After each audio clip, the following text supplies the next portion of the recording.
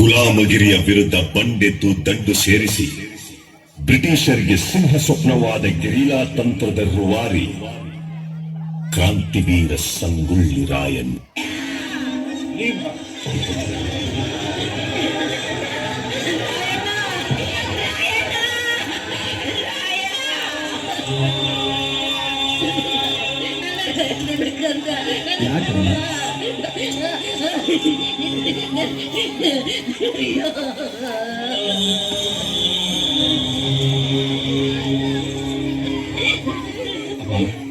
ರಾಯ,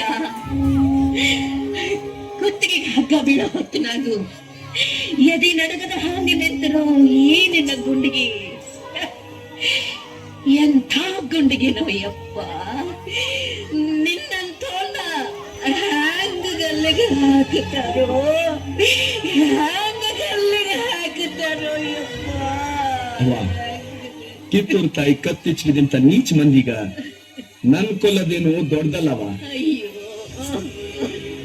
ಇಲ್ಲ ಯಪ್ಪ, ಇಲ್ಲ. ಹೆತ್ತೋರ್ ಮುಂದೆ ಮಕ್ಕಳು ಸಾಯಬಾರ್ದು ಯಪ್ಪ. ನಿನ್ನ ಕಣ್ಣು ಮುಂದೆ ನಾ ಕಣ್ಣು ಮುಚ್ಚಿ ನಿನ್ನ ಕೈಯಾದ ಹಿಡಿ ಮಣ್ಣು ಹಾಕಿಸ್ಕೋಬೇಕಂತಿದ್ದಲ್ಲ ಯಪ್ಪ. ಅದ ನಿನ್ನ ತಾಯಿನ ಹಿಂದಕ್ಕೆ ಬಿಟ್ಟು ನೀ ಮುಂದೆ ಹೊರಟು ಬಿಟ್ಟೆಲ್ಲೋ ರಾಯ.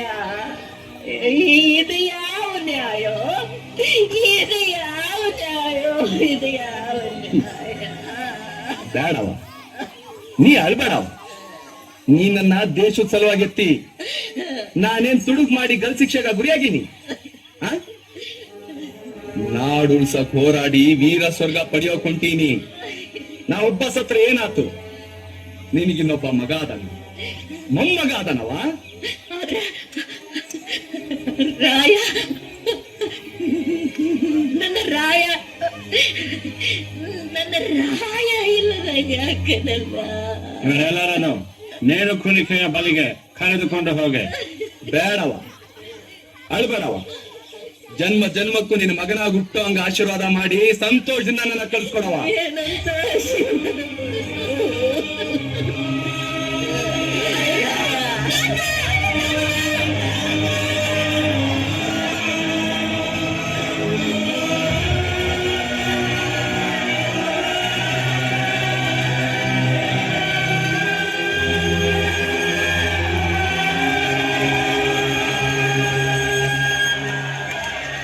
ರಾಯಣ್ಣ, ನಿನ್ನ ದೇಶಭಕ್ತಿಗೆ ನಾನು ತಲೆಬಾಗುತ್ತೇನೆ.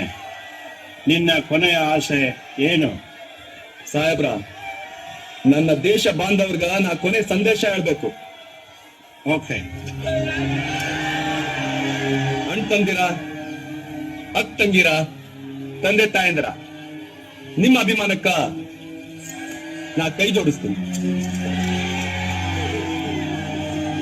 ನಾಡ ಯೋಧರು, ದೇಶ ಬಾಂಧವರು ಕೂಡಿ ಕಿತ್ತೂರು ಸಂಸ್ಥಾನನ ಪರತಂತ್ರದಿಂದ ಪಾರು ಮಾಡಕ ಹೋರಾಡಿದ್ರು. ಆದ್ರ ತಾಯಿ ತಾನೆತ್ತ ಮಕ್ಕಳಿಗೆ ವಿಷ ಉಣಿಸುವಂಗ ನಮ್ ಮಂದಿ ನಮ್ಗ ಮೋಸ ಮಾಡಿದ್ರು. ಹೋರಾಟದಾಗ ಎಟೋ ಮಂದಿ ಜೀವ ಬಿಟ್ರು, ಎಟೋ ಮಂದಿ ಸೇರಿ ಆದ್ರು. ನಮ್ಗೆ ಗಲ್ ಶಿಕ್ಷೆ ಜಾರಿ ಮಾಡಿ ಊರ್ ತುಂಬಾ ಮೆರವಣಿಗೆ ಮಾಡಿಸಿದ್ರು. ಮಸಾಲೆ ಮಾರಕ್ ಬಂದಿ ಪರದೇಸಿ ನಾಯಿಗಳು. ಎದಕ್ಕ? ನಿಮ್ಗ ಭಯ ಹುಟ್ಸ್ಲಿಕ್ಕ, ಮುಂದ ಯಾರು ಬಂಡಾಯ ಮಾಡಬಾರ್ದಂತ. ದೇಶಭಕ್ತರ, ಇಲ್ಲಿ ಮಠ ಆಗಿದ್ದಾತು. ಇನ್ನು ಮುಂದಾದ್ರೂ ನೀವೆಲ್ಲರೂ ಒಂದಾಗ್ರಿ. ಇಲ್ಲ ಅಂದ್ರ ಮುಂದ ನೀವು, ನಿಮ್ಮೆತ್ತವರು, ಹೊಡ ಹುಟ್ಟಿದವರು, ಮಕ್ಕಳು ಮರಿ ಸಾಯೋ ಮಠ ಪರಿಕಿರ ಗುಲಾಮ್ರಂಗ್ ಬದುಕ್ಬೇಕಂತೈತಿ. ಈ ಸೀಮೆ ನೆಲ ಜಲ ಎಲ್ಲ ನಮ್ದು.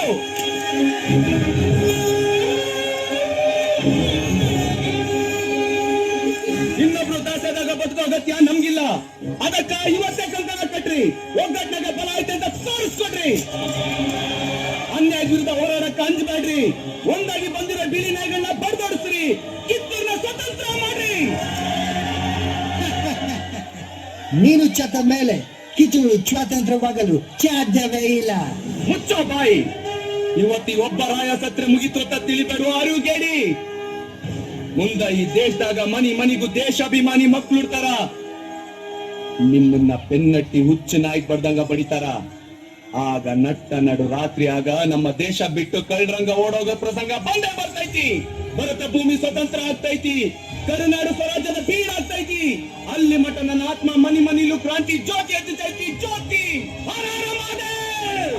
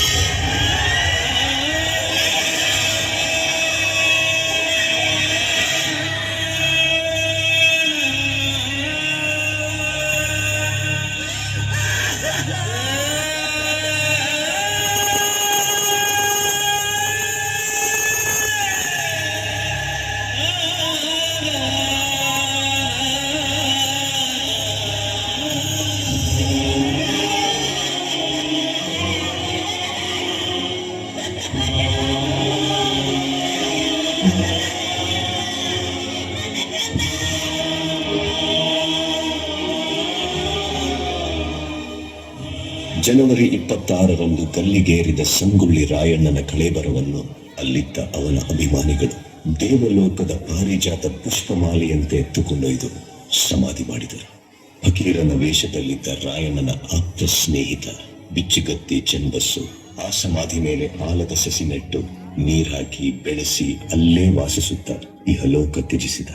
ಅಂದಿನ ಆಲದ ಸಸಿ ಇಂದು ಬೆಳೆದು ದೊಡ್ಡ ಹೆಮ್ಮರವಾಗಿ ನಿಂತಿದೆ. ಇಂದಿಗೂ ರಾಯಣ್ಣನ ಭಕ್ತರು ಜಾತಿ ಮತ ಧರ್ಮಗಳ ಭೇದ ಭಾವವಿಲ್ಲದೆ ಹುಟ್ಟಿದರೆ ನಿನ್ನಂತ ಮಕ್ಕಳು ಹುಟ್ಟಲಿ ಎಂದು ತೊಟ್ಟಿಲು ಕಟ್ಟಿ ಹರಕೆ ಹೊತ್ತು ದೇವಮಾನವನಿಗೆ ಪೂಜೆ ಸಲ್ಲಿಸಿ ಫಲ ಸಿಗಲೆಂದು ಸೆರಗೊಡ್ಡಿ ಬೇಡುತ್ತಾರೆ. ರಾಷ್ಟ್ರಪ್ರೇಮಿ ಸಂಗೊಳ್ಳಿ ರಾಯಣ್ಣ ಮರಣವಾದ ಸುಮಾರು 116 ವರ್ಷಗಳ ನಂತರ ರಾಯಣ್ಣನ ನುಡಿಯಂತೆ ನಟ್ಟ ನಡು ರಾತ್ರಿಯಲ್ಲಿ ದೇಶ